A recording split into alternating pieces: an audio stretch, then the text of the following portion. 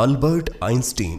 वैसे तो ये शख्सियत किसी पहचान की मोहताज नहीं, लेकिन फिर भी आगे बढ़ने से पहले आपकी याददाश्त थोड़ा दुरुस्त करते हुए आगे बढ़ते हैं, जिससे वीडियो समझने में आपको आसानी होगी। अगर कहा जाए कि आइंस्टीन दुनिया के महानतम वैज्ञानिकों और गणितज्ञों से भी बढ़कर थे, तो ये कहना गलत नहीं होगा। महज कागज और पेन की बदौलत उन्होंने ऐसे ऐसे सिद्धांत दिए जिसने साइंस की रूपरेखा ही बदल डाली। अपने सापेक्षता के सिद्धांत यानी थ्योरी ऑफ रिलेटिविटी से ब्रह्मांड के नियमों को समझाया। आइंस्टीन के इस सिद्धांत ने विज्ञान की दुनिया को बदल कर रख दिया। आइंस्टीन जितने बड़े वैज्ञानिक थे, उतने ही बड़े दार्शनिक भी थे। आइंस्टीन ने साइंस के नियमों को समझते हुए कई बार सफलता, असफलता, कल्पना और ज्ञान के बारे में कई ऐसी बातें कही हैं जिनके आधार पर कठिनाइयों को पार कर सफलता की राह पर बढ़ा जा सकता है।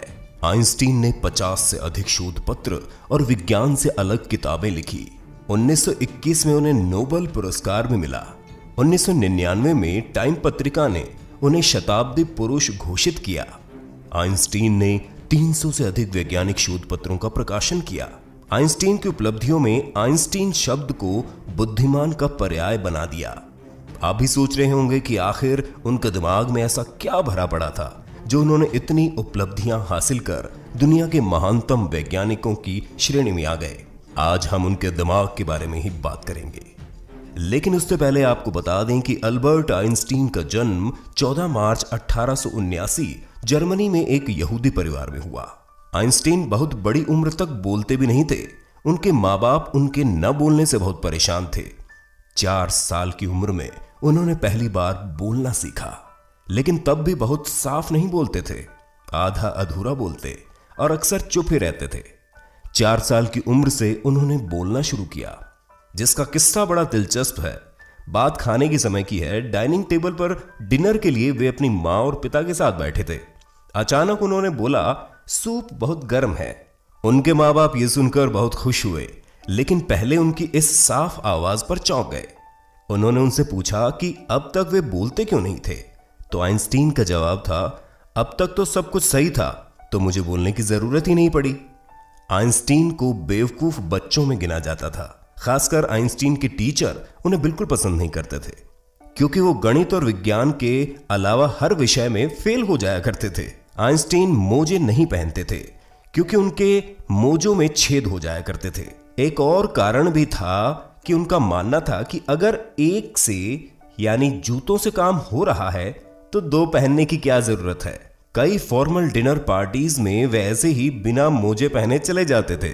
एक बार ऑक्सफोर्ड में लेक्चर के लिए वे ऐसे ही चले गए, लेकिन स्टूडेंट्स का ध्यान उनके मोजों से ज्यादा उनके बड़े बालों पर होता था।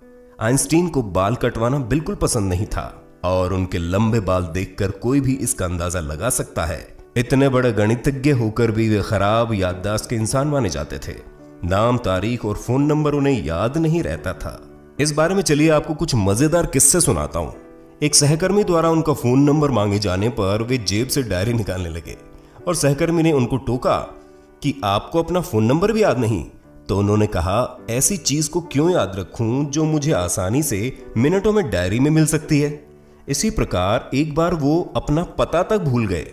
प्रिंसटन यूनिवर्सिटी में जब वो काम कर रहे थे, तब उन्होंने टैक्सी की, लेकिन अपना पता भूल गए, और ड्राइवर भी उन्हें शक्ल से नहीं पहचानता था। तो उन्होंने पूछा कि आइंस्टीन का घर जानते हो। तो ड्राइवर बोला, प्रिंसटन में भला उनका घर किसे नहीं पता, मैं आपको आइंस्टीन के घर ले चलता हूं। इस प्रकार एक बार रेल यात्रा के दौरान टिकट कंडक्टर द्वारा टिकट मांगे जाने पर वो कभी पैंट की जेब, तो कभी कमीज, तो कभी ब्रीफकेस में खोजने लगे, लेकिन टिकट नहीं मिली।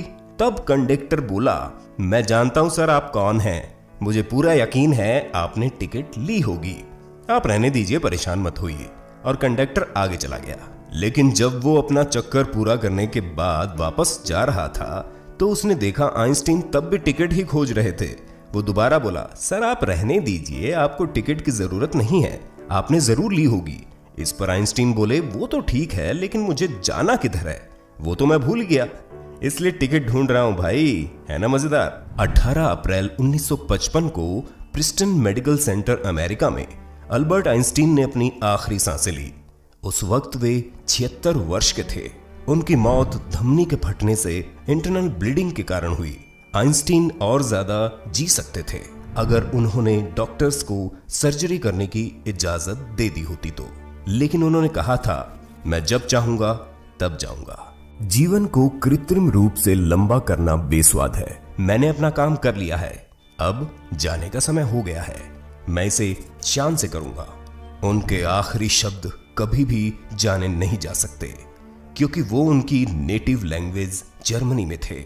जो नर्स वहां मौजूद थी वो जर्मन नहीं जानती थी और उन्होंने क्या कहा था वो बाद में उसे भी याद नहीं रहा।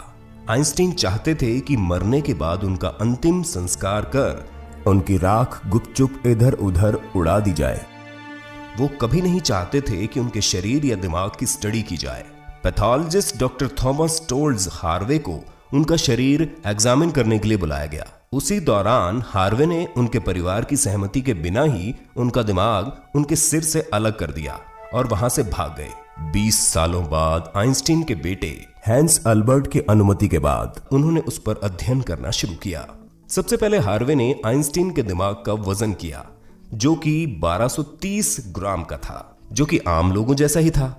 इसके बाद हार्वे ने उनके दिमाग के 240 टुकड़े किए और उनके ब्रेन टिश्यूज को 1000 माइक्रोस्कोपिक स्लाइड्स बनाई जिसे दुनिया भर के रिसर्चर्स को भेजा गया। हार्वे ने दुनिया के महानतम दिमाग को 40 साल तक बेसमेंट में कैद रखा। 40 साल के बाद हार्वे ने आइंस्टीन का दिमाग साइंटिस्ट को सौंप दिया जिसमें केवल 46 टुकड़े ही मिल सके, जिन्हें अब पेंसिल्वेनिया स्थित मुल्टर संग्रहालय में रखा गया है। साइंटिस्ट के अध्ययन में पता चला कि साधारण लोगों के दिमाग की तुलना में आइंस्टीन का दिमाग असाधारण था। आइंस्टीन का दिमाग चेहरे और जुबान को नर्व इम्पल्सेस ट्रांसमिट करने वाले हिस्सों में थोड़ा बड़ा था, जिससे शायद उनकी एकाग्रता और दूरदर्शिता जुड़ी हो सकती है। अभी हाल ही में एक नई थ्योरी सामने आई है। शोध के दौरान आइंस्टीन के दिमाग की तुलना 85 अन्य मस्तिष्क से की गई। पता लगा 1230 ग्राम का आइंस्टीन का दिमाग वजन में आम लोगों जैसा ही है, लेकिन उन पर बहुत ज्यादा फोल्ड्स यानी धारियां हैं। वैज्ञानिकों का दावा है कि आइंस्टीन के दिमाग पर अन्य मस्तिष्क की तुलना में ज्यादा फोल्ड्स ही इनकी इंटेलिजेंसी का कारण था। वैज्ञानिकों ने यह भी पाया कि उनके ब्रेन में एक रिंकल गायब था, पैराइटल ओपेरक्युलम, जिसकी वजह से आइंस्टीन के ब्रेन का लोअर पैराइटल लोब का साइज 20% आम इंसानों की अपेक्षा बड़ा, या जिसकी वजह से आइंस्टीन की मैथमेटिकल स्किल्स और चीजों को कल्पना करने की क्षमता बहुत अच्छी थी। लेकिन एक चीज ने वैज्ञानिकों को चौंका दिया और वो ये कि आम इंसानों की अपेक्षा आइंस्टीन के दिमाग में 17% ज्यादा न्यूरॉन थे। न्यूरॉन्स बिजली और रासायनिक संकेतों के माध्यम से अन्य तंत्रिका कोशिकाओं या मांसपेशियों को सूचना भेजते हैं। यदि सभी न्यूरॉन्स एक साथ बिजली उत्पन्न करें तो इतनी बिजली उत्पन्न करते हैं कि एक बल्ब जलाया जा सकता है। ये 150 मील प्रति घंटे की रफ्तार से मस्तिष्क को जानकारी भेज सकते हैं। न्यूरॉन्स की अधिकता के कारण आइंस्टीन का दिमाग बहुत ज्यादा तेज था। इतनी थ्योरीज के बावजूद आज भी आइंस्टीन की इंटेलिजेंसी एक पहेली बनी हुई है। लेकिन वैज्ञानिकों को आशा है कि भविष्य में किसी बेहतर तकनीक के आने से उन्हें आइंस्टीन के दिमाग को और बेहतर जानने में आसानी होगी। लेकिन आप ये जरूर कह सकते हैं कि आइंस्टीन का विज्ञान प्यार, लगन और मेहनत के अलावा वो पैदाइशी अनोखे भी थे। जिस अनोखेपन का इस्तेमाल उन्होंने सही कामों में किया। डॉक्टर थॉमस हार्वे ने आइंस्टीन के दिमाग के साथ जो कुछ भी किया, सही किया या गलत किया। आप इस बारे में क्या राय रखते हैं? नीचे कमेंट बॉक्स में जरूर बताएं। हाँ तो दोस्तों, आपको वीडियो कैसी लगी हमें कमेंट करके जरूर बताइएगा, और जिसने अभी तक हमारे चैनल को सब्सक्राइब नहीं किया है तो जरूर कर लें, क्योंकि आगे भी हम ऐसे ही दिलचस्प वीडियो आपके लिए लाते रहेंगे। अगली वीडियो आप किस विषय पर देखना चाहते हैं ये भी जरूर बताना। जिस विषय के बारे में सबसे ज्यादा कमेंट मिलेंगे अगली वीडियो उसी पर आएगी।